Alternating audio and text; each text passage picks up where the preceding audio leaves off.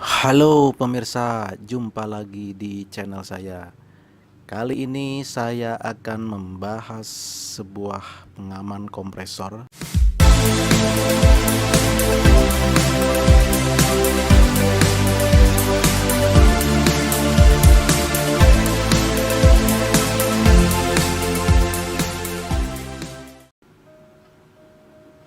Nah, di sini sudah ada komponen pengaman kompresor yang bernama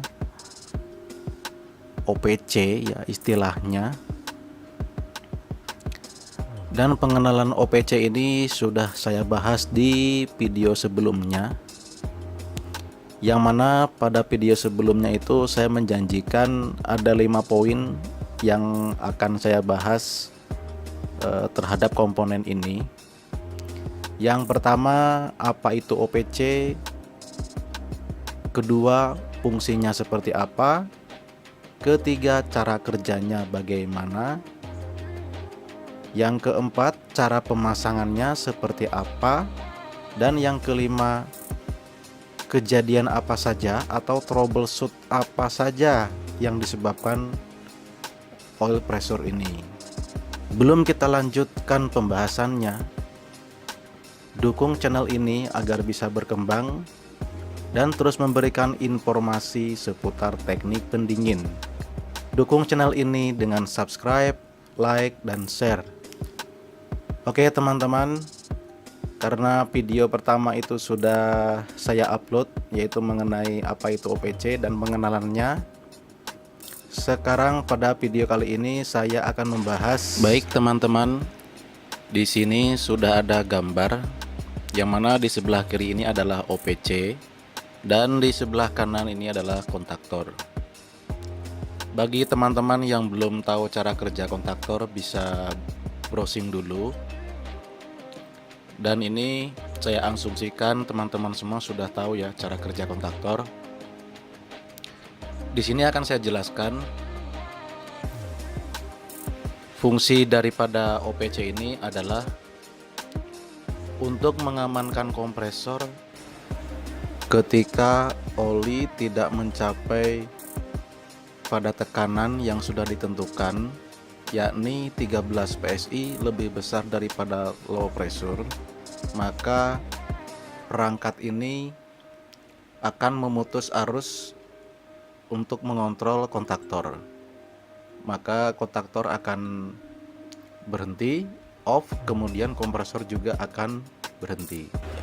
Itu tadi sekilas fungsi dari perangkat ini.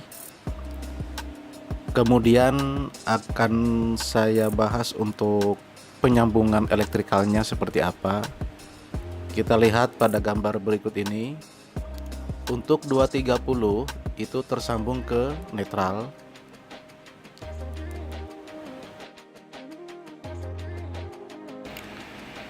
Dan untuk L-nya ini dihubungkan dengan pasa. Dan untuk kontak bantunya yaitu NO di bagian atas juga diisi pasa. Kemudian untuk terminal S ini berfungsi untuk memberikan indikator.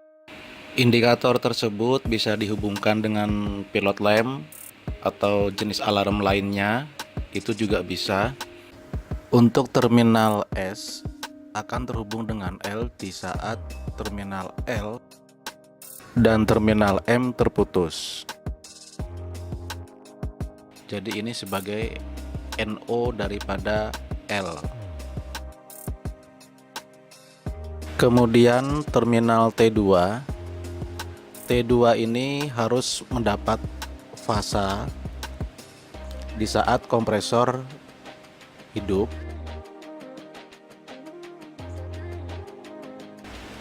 Pada gambar ini saya mengambil fasa daripada kontak bantu NO yang di bagian atasnya itu sudah saya berikan fasa, sehingga di saat kontaktor ini on maka T2 akan mendapatkan fasa dari NO.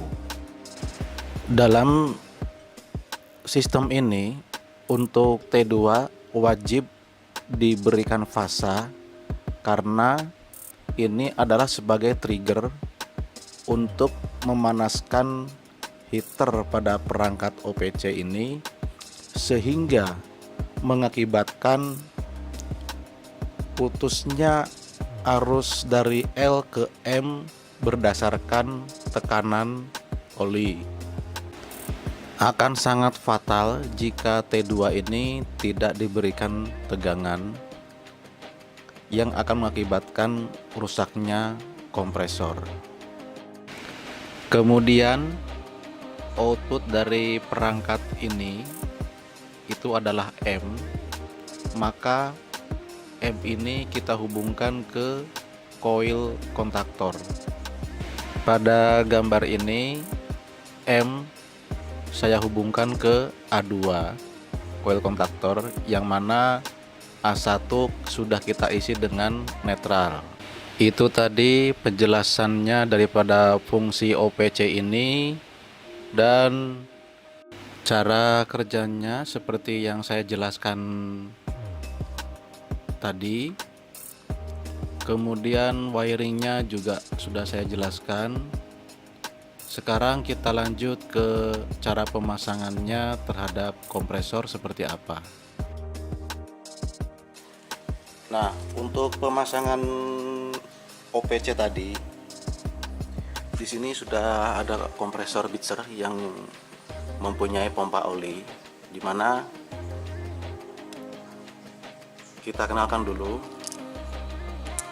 Ini adalah bagian pompanya, yang pompa ini terhubung ke crankshaft kompresor.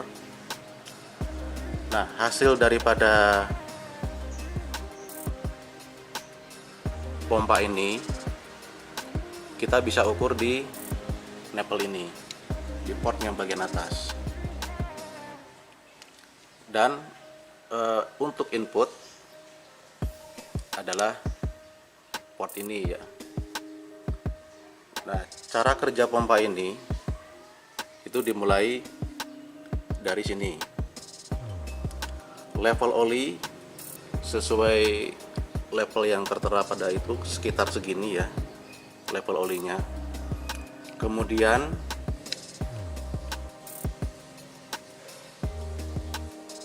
pompa oli ini menghisap oli dari sini. Di dalam sini ada filter olinya, jadi sebelum dihisap dengan pompa, oli akan melewati filter oli dulu. Melewati filter oli, kemudian dihisap oleh pompa. Sini ya, hisap oleh pompa. Pompa kemudian bekerja, maka menghasilkan output yang dialirkan ke mekanik, yaitu ke crankshaft untuk melumasi connecting rod dengan crankshaft. Nah, outputnya ini diberikan fasilitas untuk mengontrol tekanan oli, itu di sini dan di sini. Nah, alat oil pressure control itu akan memonitor tekanan oli yang dihasilkan oleh pompa. Bila mana pompa ini tidak menghasilkan output yang telah ditentukan, maka OPC akan menghentikan kompresor. Jadi untuk pemasangannya,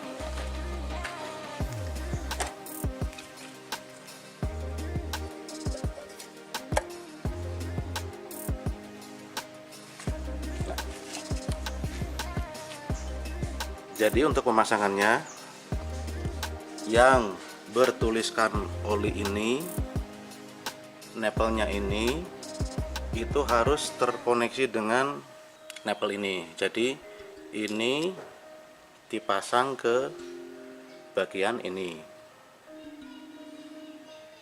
karena alat ini memonitor output daripada pompa oli ini. Kemudian sebagai tekanan pembanding,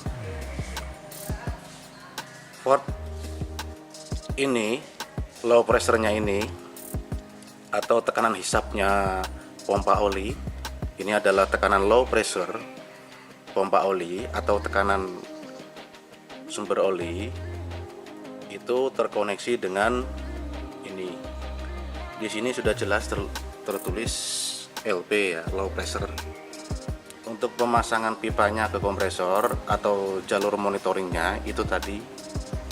Jadi yang bertuliskan oli ke tekanan output kompresor tujuannya untuk memonitoring, sedangkan untuk yang low pressure itu dipasang ke low pressure juga di sini.